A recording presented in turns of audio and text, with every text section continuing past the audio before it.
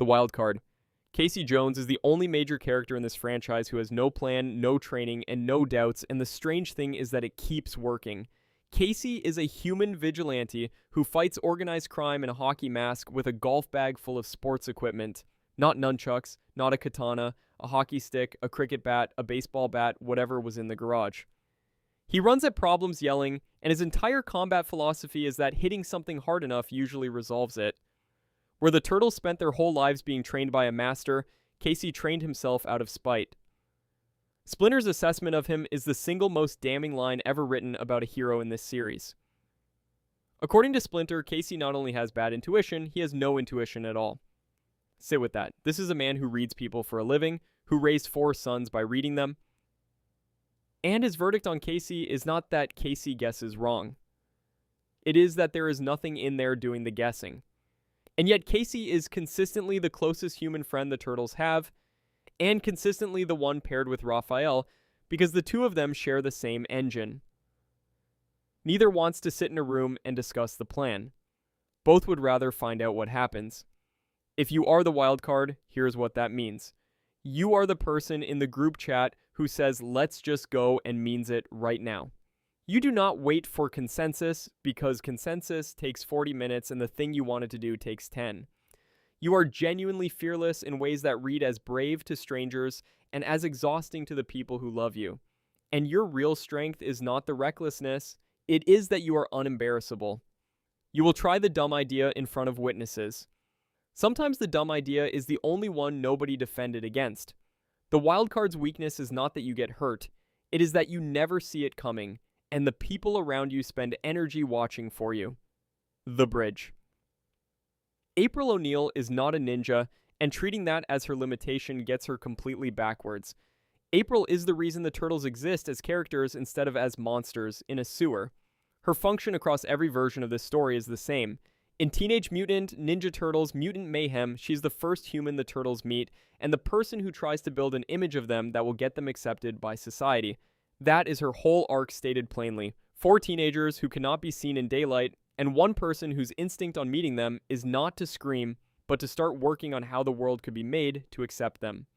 Across every continuity, she is a close friend and ally of the Turtles and their connection to the human world.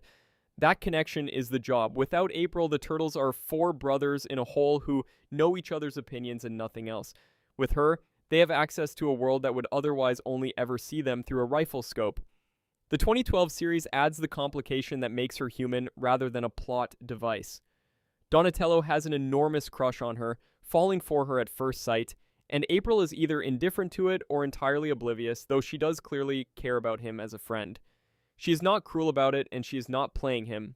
She simply does not see what he sees, and she keeps being his friend anyway, which is a harder and more generous thing than either accepting or rejecting him. If you are the bridge, you are the connector. You are the one who knows people across every separate part of your life and introduces them to each other. You are the person a group forms around without ever being its leader. Your value is not that you are the most capable in the room, it is that you are the reason the room exists. The cost is that you are always translating. Everyone comes to you to be understood, and nobody asks who translates for you. Hit the like and subscribe button to see more videos like this. Leave a comment on which turtle type you actually are. Let's get back into the video. The resentful genius. Baxter Stockman is the smartest person in almost every room he enters, and it has never once made him happy. Stockman is extremely arrogant and narcissistic, and he brags constantly about his vast intellect and his scientific accomplishments, which would be tiresome if it were not mostly accurate. He builds things nobody else in the setting can build. And the description that captures him completely is that his timid, dorky appearance conceals a vicious and vengeful heart, because he harbors deep-rooted resentment at a world he feels has constantly wronged him. Not a specific person. The world. A grudge with no address on it. That resentment is the engine, and it is worth separating from Shredder's because they look similar and work differently. Shredder wants one man dead.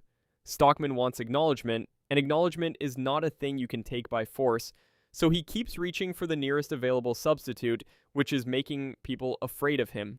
He is very vengeful and works constantly to destroy anyone who has wronged him, and the list of people who have wronged him only ever grows, because he adds everyone who fails to be impressed. The 2012 series makes the loop explicit and brutal. Stockman is looked down upon by other people as a weak, pathetic person, which pours fuel on the resentment, and then he behaves exactly like that whenever he is standing in front of a genuinely dominating personality like Rockstar or the Shredder. He is contemptuous upward and cringing upward at the same time. The contempt is what he feels, and the cringing is what he does. And what he gets for his loyalty is the most instructive detail in his history. In the 2003 series, he worked as the Shredder's top scientist, building contraption after contraption for the Foot Clan. And when the Turtles wrecked his plans by leveling Stocktronic Industries, the Shredder's response was to punish him by gouging out one of his eyes. He was not fired, he was maimed and kept on staff, and he stayed. That is what happens when your need to be valued is stronger than your instinct to leave. He ends up as a mutant housefly, one of Shredder's hench mutants, which is the franchise being unusually pointed. The man who could not stop insisting on his own genius was turned into a pest. If you are the resentful genius, this one stings, and it is meant to. You are genuinely capable, more capable than the people who outrank you, and you have a running internal tally of every time that was not recognized. You are hardest on the people beneath you and smallest in front of the people above you. And you keep attaching yourself to environments that use your talent and withhold the respect. Because withheld respect is the thing you are actually chasing, and a place that gives it freely would end the chase. Your strength is real. Your intellect is not the inflated part. Your weakness is that you are looking for a verdict from an audience that is never going to convene. The divided loyalist. Karai is the only character in this story who had to choose between two fathers, and she spent years fighting for the one who lied to her. Her real name is Hamado Miwa. She is the biological daughter of Master Splinter and Tang Shen, which means the girl leading Foot Clan assassins against the Turtles was, in the most literal sense possible, their sister. She grew up inside the Foot as a highly decorated yet rebellious member of the clan and a genuinely skilled kunoichi. Decorated and rebellious at the same time is the whole personality in 3 words. She was excellent at the job and never comfortable in it. Then the truth arrived, and the way she handled it is the part people misremember. When the Shredder revealed that he had raised her, Karai did not immediately defect. She attacked Splinter. Her instinct on learning she had been raised by her mother's killer was to go after the man who had been robbed, because Shredder had been feeding her a version of events for her entire life, and one revelation does not overwrite a childhood. And Splinter's response is the quietest, devastating moment in the franchise. Her true father refused to fight her. He had spent the entire series preparing his sons for combat against the Foot, and when the Foot's best fighter came for him personally, he put nothing up. If you're the divided loyalist, you already know it. You're the person who owes something to 2 groups that do not get along, and you have never resolved it, because resolving it means betraying somebody who was good to you. You are excellent inside institutions you do not fully believe in. You defend your side in public and doubt it in private. Your strength is that you understand both parties better than either understands the other. Your weakness is that being the only person who sees both sides is indistinguishable from the outside from being disloyal to both. The perfectionist. Oroku Saki is not a chaos villain. That is the thing people get wrong about the Shredder, and it is why he has outlasted every other antagonist this franchise has produced. Shredder is the deadly and ruthless leader of the Foot Clan and the arch-enemy of the entire Hamato clan, and his defining goal is narrow rather than grand.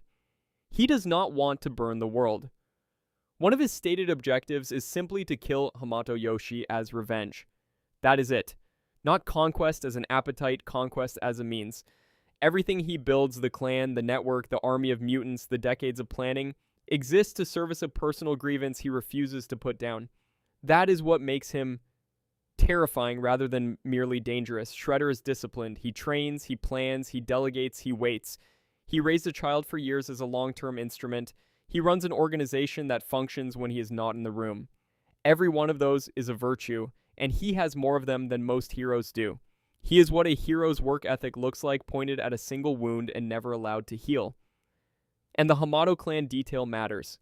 His enemy is not the Turtles. It is the clan, meaning the lineage, meaning anyone carrying the name. He fights an idea, and ideas cannot be killed, which guarantees he can never finish and never stop. If you are the perfectionist, this is the uncomfortable one, and it is not about being evil. You are the person who cannot let something go. You hold standards nobody asked for, and you meet them. You are the most disciplined person in your circle, and you know it, and the discipline is fed by something older than the work, usually a specific slight that you could name right now without thinking. Your strength is genuine and enormous. You will out-prepare, out-plan, and outlast people with more talent. Your weakness is that your engine runs on a grievance, and grievances do not get satisfied by winning. Shredder has won dozens of times across 40 years, and it has never once been enough. The mentor, Splinter is the most quietly complicated character in the whole franchise because his wisdom and his worst instinct come from exactly the same place. He is the one who taught his sons every art of ninjutsu. And his central teaching is not a fighting principle. It is that true wisdom comes from the heart, not the brain. That is a striking thing to build a dojo on. He is training 4 teenagers to fight, and the lesson at the center of it is that intelligence is not the faculty that gets you to the right answer. Feeling is. And then he demonstrates the flaw in his own doctrine, because Splinter has a vengeful streak visible in his absolute determination to avenge Hamato Yoshi's murder. The man teaching his children to follow their hearts is being driven by his own, in a direction that costs him decades. A heart is not a reliable compass. It only tells you what you want, and what Splinter wanted for most of his life was retribution. The rise of the TMNT version inverts him entirely and proves the point from the other side. That Splinter, formerly the film star Liu Jitsu, developed a distaste for fighting and refused to put himself or his sons in that position again. Same character, same instincts, one who cannot stop fighting and one who will not start. Both are following their hearts. Both are, in their way, failing their kids. If you are the mentor, you are the one people come to for advice, and you are better at giving it than taking it. You lead by trusting your read on people, and your read is usually right. You are also carrying an old score you have never dealt with. And it is quietly shaping decisions you present as wisdom. The mentor's strength is that you make everyone around you better. The mentor's blind spot is that you have never once applied your own advice to the oldest thing hurting you. The brain. Donatello is by far the most intelligent of the 4 turtles, and the franchise has spent 40 years finding new ways to make that a burden rather than a superpower. Donnie is a mechanical genius and a tech wizard, and the sharpest description of him is that his ninja skills are second only to his coding. Read the ordering there. He is a highly trained ninja who is better at something else. Every one of his brothers is best at the thing they were all raised to do. Donatello is the one who is best at a thing nobody trained him in, which means the family's shared purpose is not where his gift lives. So he builds every vehicle, every gadget, every piece of equipment that lets 4 teenagers fight an army comes out of his workshop, and none of it is what anybody thanks him for in the moment. The brain's contribution is always upstream of the fight, and credit lands downstream. The 2012 series gives him the detail that makes him ache rather than just function. Donatello has an enormous crush on April O'Neil, falling in love with her at first sight, and April is either indifferent or oblivious to it. The smartest character in the story cannot solve the one problem he cares most about, because it is not a problem with a solution, and he keeps applying more effort to it anyway. Intelligence does not help, he knows that. He tries anyway. If you are the brain, you are the one who fixes things. You are the person with the spare cable, the backup plan, the file everyone needs. You solve problems by understanding them completely, which is why you are unbeatable at work and often stuck in your own life, because feelings do not yield to being understood completely. Your strength is that everyone around you is more capable than they would be without you. Your weakness is that you have quietly decided being useful is the same thing as being wanted. The free spirit. Michelangelo is the most consistently underestimated character in this entire franchise, and the people underestimating him hardest are his own brothers. The surface read is the famous one. He's the party dude, the outgoing one, the people person who makes other people persons look like wallflowers. He is free-spirited and empathetic and able to connect with others far more readily than his peers. And he has been the most fun, loving member of the group in every single incarnation of the Ninja Turtles, without exception. Rise of the TMNT sharpens it further, making him the youngest brother, a skateboarder, and an artist, wild and imaginative, and every version of the story treats that as the joke. Michelangelo is routinely dismissed as mere comic relief or as the baby of the group, and he is one of the most underrated characters in the 2012 series specifically. Now look at what the same sources say once they stop laughing. His natural talents, his intelligence, his resilience, and his ability to maintain unity within the team make him an invaluable member. His ability to adapt and think outside the box is consistently underestimated by his peers. Not by the audience, by his peers. His own family has a blind spot about him, and that blind spot is a direct consequence of the thing he is best at. Because here's the mechanism. Michelangelo holds the team together. Leonardo issues orders and Raphael resents them, and the reason that argument never actually splits the family is that there is a fourth brother in the room who refuses to let the temperature stay high. That is a skill. It looks like goofing off because it is designed to look like goofing off. Diffusing a room only works if nobody notices you are doing it. If you are the free spirit, this is your warning and your compliment in the same breath. You are the reason your group still speaks to each other. You are also the one they do not take seriously, and they do not take you seriously because you made a choice years ago to be the one who lightens things instead of the one who is respected. Both of those cannot be fully true at once, and you picked. Your strength is empathy, adaptability, and a resilience that people mistake for not caring. Your weakness is that you will be the last person credited and the first person interrupted. The Guardian. Raphael is the one everybody thinks they understand, and the actual explanation for his behavior is the exact opposite of the one you have heard. The reputation first. Raph gets his hands dirty and is never hesitant to do what needs to be done, though sometimes he acts without consulting others. He finds inaction frustrating and can come across as aloof. In the 2012 series, he is the stockiest and most muscular of the four, and he does not accept Leonardo as leader in part because he views himself as the strongest. That is the version everyone repeats. Angry brother, big arms, wants the job.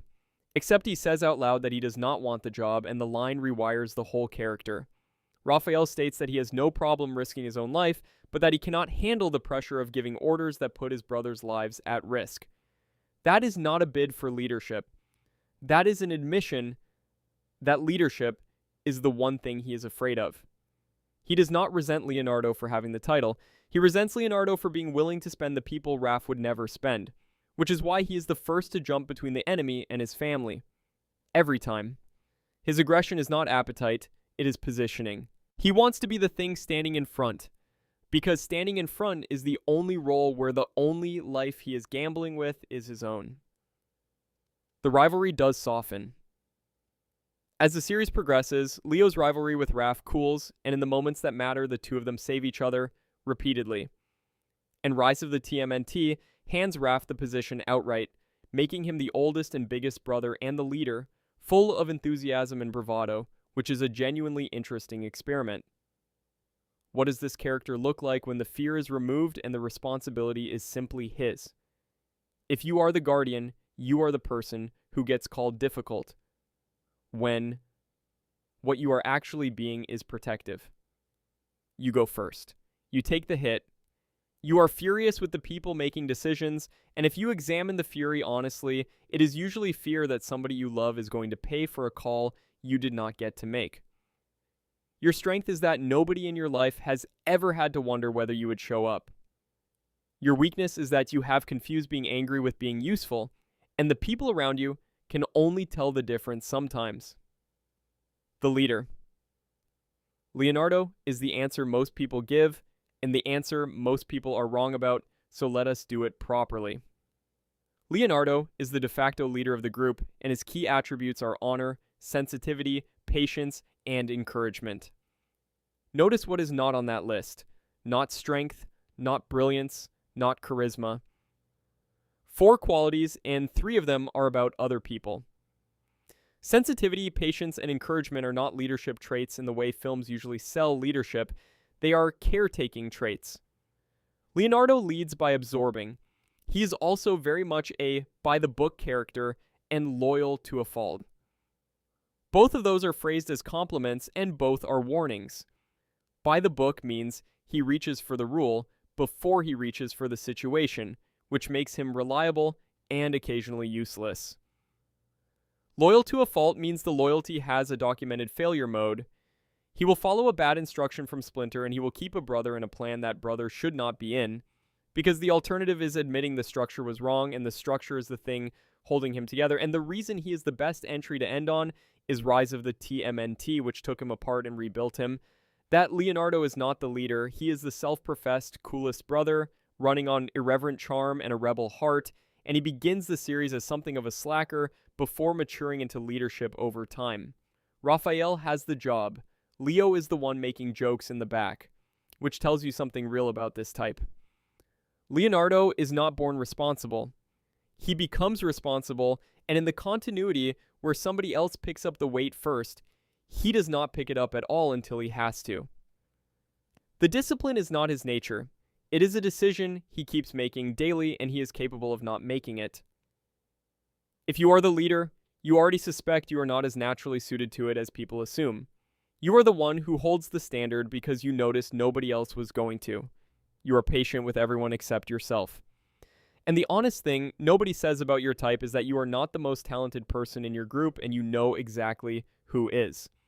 Your strength is that you will keep choosing the harder thing after the enthusiasm runs out. Your weakness is that you think the structure is what makes you good, and you have never tested who you are without it. And there is a pattern across all 9 of these worth naming before you pick. Every single type here has the same shape. The trait that makes them valuable is the identical trait that damages them. Casey's fearlessness is the absence of the intuition that would keep him safe. April's gift for connecting people is what makes her permanently the translator and never the translated. Karai's ability to see both sides is what makes both sides suspect her. Stockman's intellect is what feeds the resentment. Shredder's discipline is what keeps the wound open. Splinter's heart is both his teaching and his blind spot. Donatello's usefulness is how he avoids asking to be wanted. Michelangelo's talent for diffusing a room is precisely why the room does not take him seriously. Raphael's willingness to go first is fear wearing armor. And Leonardo's discipline is a daily decision he mistakes for a personality. Nobody in this franchise has a clean strength. That is why they work as a family and not as a roster. Each one's failure mode is covered by somebody else's excess. So which one are you, actually? Not the one you want. The one whose weakness you recognized. Drop it in the comments.